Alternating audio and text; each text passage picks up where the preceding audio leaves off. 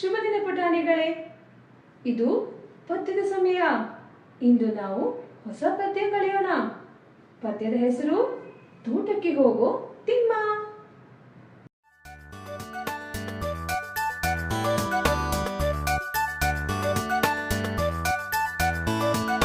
ತೋಟಕ್ಕೆ ಹೋಗೋ ತಿಮ್ಮ, ತೋಳ ಬಂದಿತಮ್ಮ.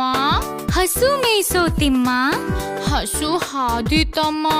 ಒಲೆ ಉರಿಸೋ ತಿಮ್ಮ, ಉರಿ ಸುಟ್ಟಿತಮ್ಮ. ಪಾಠ ಬರೆಯೋ ತಿಮ್ಮ, ಬಳಪ ಇಲ್ಲ ಅಮ್ಮ.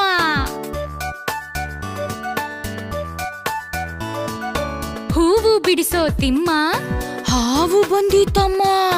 ಕಾವಲಿ ತಾರೋ ತಿಮ್ಮ, ಕಾಲು ನೋವು ಅಮ್ಮ.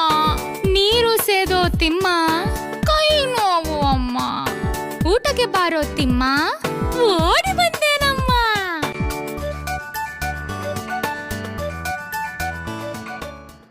ಪುಟಾಣಿಗಳೇ, ಪದ್ಯನ ಮನೆಯಲ್ಲಿ ಅಭ್ಯಾಸ ಮಾಡ್ಕೊಳ್ಳಿ. ಧನ್ಯವಾದಗಳು.